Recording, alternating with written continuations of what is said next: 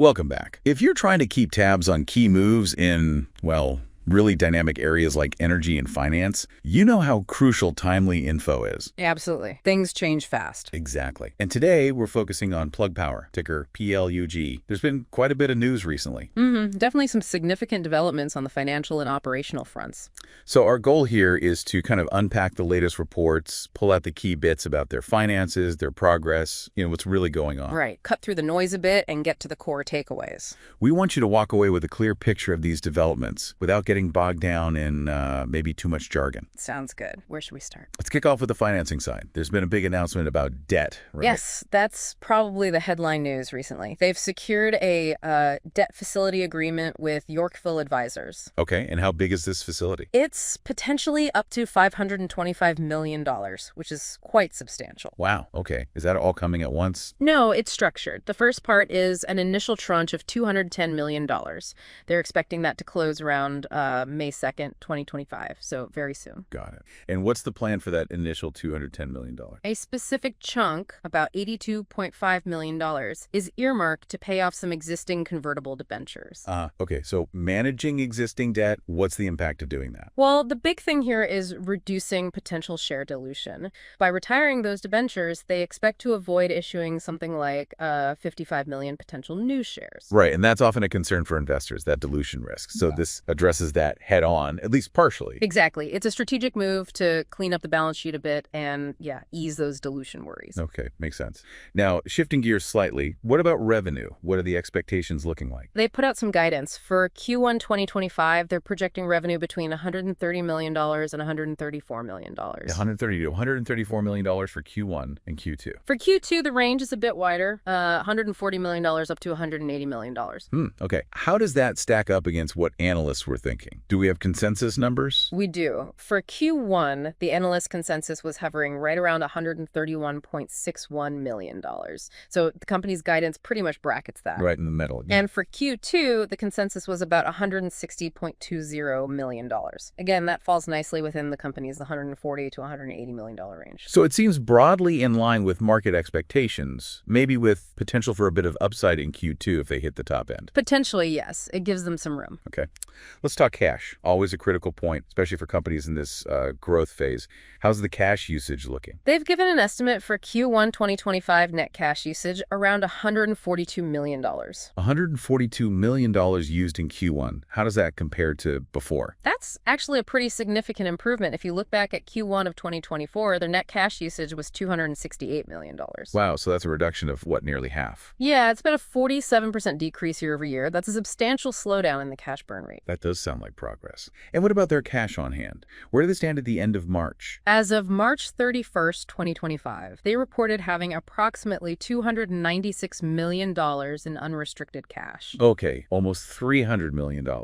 So with that cash balance and the reduced burn rate, what's the company saying about liquidity? Do they need more cash soon? Their statement was that they believe they have sufficient liquidity to support their near to midterm growth plans. Importantly, they added they don't anticipate needing additional equity raises in 2025. That's a key statement, avoiding further equity raises this year, especially combined with that move to reduce potential dilution from the debt. Definitely. It suggests they feel the new debt facility and their current cash should bridge them for a while. Alongside managing cash, there's often cost cutting. Have they been doing anything on that front? Yes, they implemented some cost reduction measures during Q1 2025. And what kind of savings are they expecting from these? They're projecting these measures will lead to annualized run rate savings of over $200 million.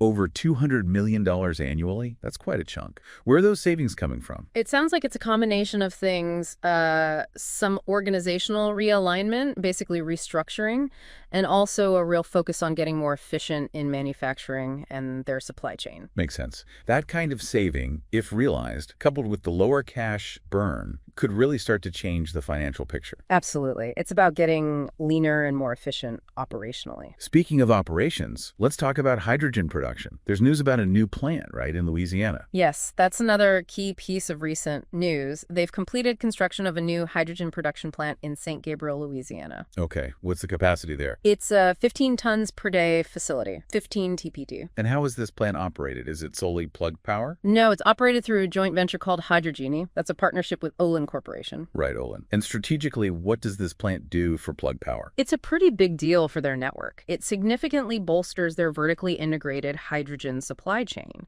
Having their own production helps control supply and potentially costs. More internal supply, less reliance on third parties. Exactly. And they've already lined up some major customers for the hydrogen from this plant. Oh, who's buying? Amazon and Walmart are named as anchor customers. Wow, getting commitments from giants like Amazon and Walmart right off the bat certainly validates the need for that capacity. It definitely helps. Securing major off-takers like that is crucial for these kinds of infrastructure investments. Okay, so financing secured, cash burn reduced, cost cuts underway, new production online with big customers. Sounds like a lot of moving parts. How are analysts viewing all this? Well, as you might expect with a company like Plug Power, analyst opinions are a bit mixed. You see both buy and sell ratings in recent reports. A split view. What about price targets? Is there a consensus forming there? The median price target from, 9 analysts over the last 6 months comes out to $1.80 per share. $1.80 median. Are there specific recent targets we can look at? Yeah, just to give you a flavor, Truist Financial recently set a target of $1.50. Susquehanna is at $1.80, right on the median. And then Piper Sandler came in lower at $1.10. So yeah,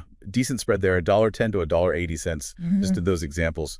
Highlights the uncertainty, I suppose. It really does. Different analysts weighing the potential against the ongoing financial challenges differently. What about insiders? Are company execs buying or selling? Looking at the last 6 months, the data shows one sale transaction by a company insider. Just the one. One sale, okay. And institutional investors, big funds, banks, well, what are they doing? It's a mixed bag there too, which isn't unusual. Some institutions have been increasing their positions while others have been reducing them. Any notable examples? Sure. For instance, Norges Bank, which is Norway's central bank managing their sovereign wealth fund, significantly increased its stake. UBS Group also added a fair number of shares. Okay, so some big players adding shares. Yeah. But others are trimming. Yes, the data suggests movement in both directions. It points to, again, a lack of universal agreement among the big money managers about the near-term prospects. Understood.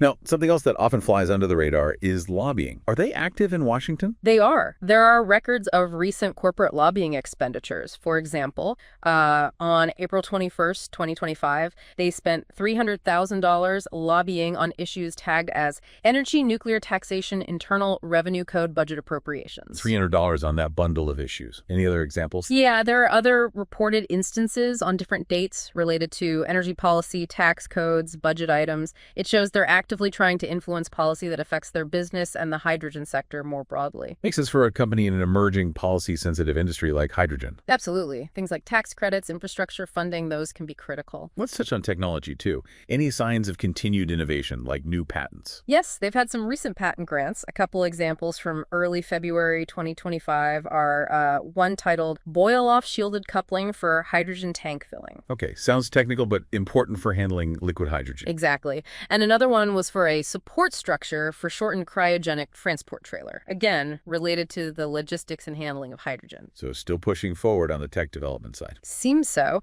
These patents point to ongoing R&D in their core operational areas. All right, let's bring it all together and look at the stock itself and the overall sentiment. How has the stock actually performed amidst all this news? Well, it's been a rough ride if you look year to date. The stock price was down significantly, over 65%. Ouch. Yeah, that's steep. But the very recent news, particularly the financing and the cost-cutting announcements, did spark a rally. There was a notable pre-market jump, I think it was 12%, mentioned around April 28th. So a bit of a bounce on that positive news flow. Okay. What's the general feeling or sentiment out there now? It's interesting. If you look at something like TipRank's AI analyst tool, Spark, it's currently categorizing the sentiment as neutral. Neutral. Why neutral after some seemingly positive steps? The reasoning cited is basically acknowledging the strategic initiatives like the financing and cost cuts, but balancing that against the, ongoing financial challenges the company still faces. Acknowledging the steps, but recognizing the hills still to climb. Precisely. However, if you look purely at technical indicators from TipRanks, the signal was actually showing buy.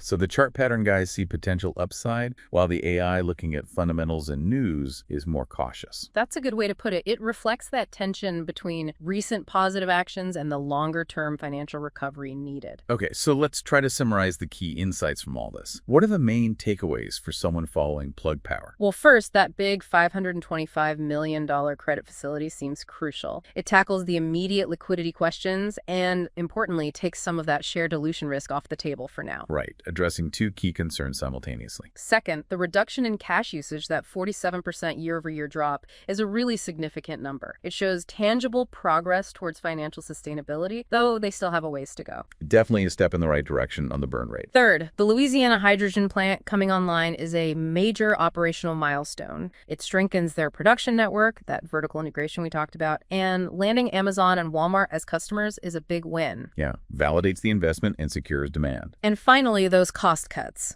If they achieve the targeted $200 million in annual savings, that could provide a substantial boost to their bottom line down the road. So new money, lower burn, more production, and cutting costs. Seems like they're hitting several key areas. They're definitely making moves on multiple fronts to try and stabilize and position for future growth. The execution, of course, will be key to watch. Absolutely. So while there are these positive developments, the challenges certainly haven't disappeared overnight. Monitoring how they execute on these plans will be critical. No doubt about it. Which brings us to maybe a final thought for you, the listener, to consider. Given everything we've discussed, the new financing, the operational progress, the cost savings, but also the lingering financial hurdles, how do you see Plug Power navigating the complexities of this evolving hydrogen economy? Can they translate these recent steps into sustained profitability? Or perhaps, what specific milestones should observers be watching for next? What would signal that these turnaround efforts are truly taking hold for the long term? Good questions to ponder. That wraps up our look at Plug Power for today. Hope this breakdown was helpful. If you found this analysis valuable, please do consider liking this recording and subscribing for more explorations of important industry and financial news. Thanks for tuning in. Until next time, farewell.